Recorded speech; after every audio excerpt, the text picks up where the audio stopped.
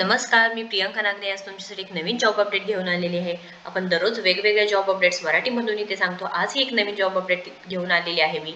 इथे आज तुम्हाला जर पुण्यामधून जॉब करायचा आहे किंवा पुण्यात जॉब करायचा असेल तर हा नक्कीच पूर्ण व्हिडिओ बघा. आपण इथे सांगणार आहोत वयोमर्यादा काय आहे, केंद्र सरकारी जॉब आहे, त्याच्यानंतर इथे कोण कोण अर्ज करू शकतो, त्यानंतर हा फ्रेशर व अनुभवी उमेदवारांसाठी हा जो अर्ज आहे तुम्ही भरू शकणार आहे. परमनंट भरती आहे नाही की काही इतर पदे आहे जे कंत्राटी भरती सुद्धा आहे. निवड प्रक्रिया काय आहे, त्यानंतर ऍप्लिकेशन सुरू कधी होणार आहे, लास्ट डेट काय आहे, नोकरीचे ठिकाण मी सांगितलेलं आहे पुणे आहे. त्यानंतर इथे तुम्हाला इथे फॉर्म भरण्यास कधीपासून ओपन होणार आहे, ऑनलाईन फॉर्म भरायचा आहे, आपण पूर्ण माहिती बघणार आहे. सो पूर्ण व्हिडिओ बघा जेणेकरून तुम्हाला अर्धवट माहिती भेटणार नाही. सो राष्ट्रीय प्राकृतिक चिकित्सा संस्थान यांच्याकडून ही भरती निघालेली आहे. National institute of naturopathy. वयोमर्यादा इथे 18 ते 40 वर्ष आहे. आपण पूर्णपणे माहिती बघणार आहोत. त्याआधी तुम्ही जर आपल्या चॅनलवर नवीन असेल तर नक्कीच सबस्क्राईब करा, लाईक करा आणि जास्तीत जास्त शेअर करा जेणेकरून ज्यांना जॉबची गरज आहे त्यांच्यापर्यंत ही माहिती नक्कीच पोहोचून जाईल. चला तर आपण सविस्तरपणे पूर्ण माहिती बघून घेऊयात. सो आपण PDF पूर्णपणे बघून घेऊया. तिथे माहिती दिलेली आहे. इथे ॲड्रेस सुद्धा मेन्शन केलेला आहे. National institute of naturopathy, Bapu Bhavan, Matoshri Ramabai Ambedkar road, Pune इथे सांगितलेले आहे. वॅकन्सी नोटिफिकेशन आलेले आहे. PDF आहे, 10 पानी PDF आहे. आपण पूर्णपणे डिस्कस करूयात.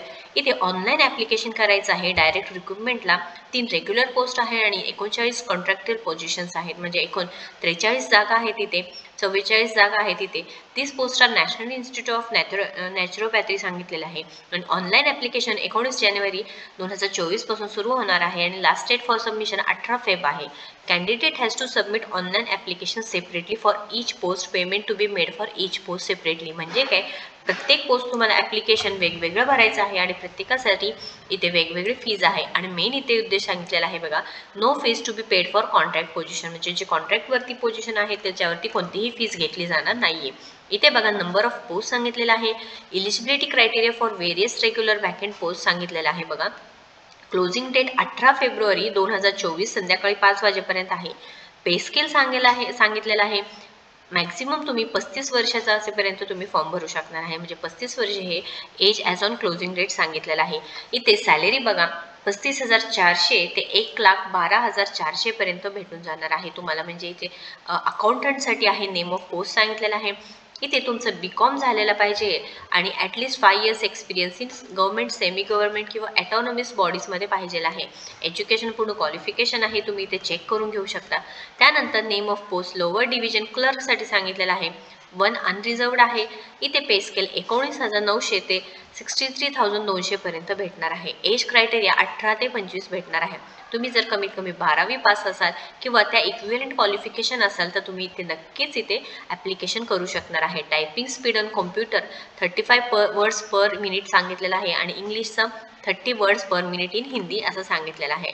त्यानंतर मल्टीटास्किंग स्टाफ आहे. याच्यासाठी पे स्केल 18,000 ते 56,900 पर्यंत आहे. म्हणजे 56,900 पर्यंत आहे. आणि एज ऑन क्लोजिंग डेट 18 ते 25 वर्ष आहे. इथे फक्त तुमचं मॅट्रिक म्हणजे 10वी पास असाल, इक्विव्हॅलेंट काय असेल, ITI पास असेल तर नक्कीच इथे जॉब क्रायटेरियाला तुम्ही ॲप्लिकेशन करू शकणार आहेत. खूप मोठी संधी आहे. तुम्ही 12वी पास असाल, 10वी ITI झाला असेल तर गव्हर्नमेंट जॉब पाहिजे आहे तर नक्कीच इथे फॉर्म भरायचा आहे. त्यानंतर इथे 39 वॅकंट कॉन्ट्रॅक्ट पोझिशन्स आहे.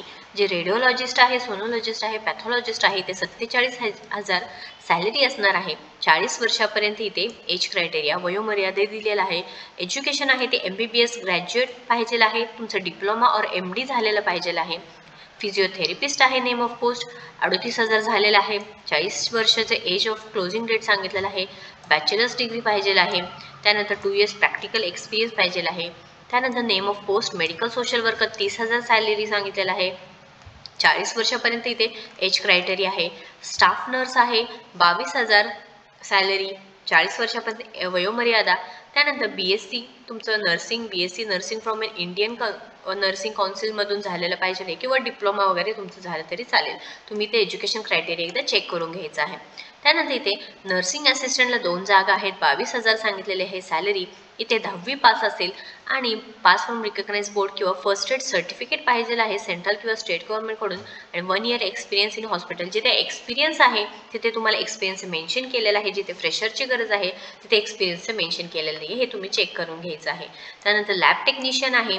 त्यानंतर इथे 40 वर्ष पण एज क्रायटेरिया, 22,000 सॅलरी आहे, 10वी + 12वी फ्रॉम रिकग्नाइज बोर्ड तुमचं कंप्लीट झालं पाहिजे आहे, मेडिकल लॅबोरेटरी टेक्नॉलॉजी सर्टिफिकेट पाहिजे आहे, 3 वर्षाचा एक्सपिरियन्स पाहिजे आहे.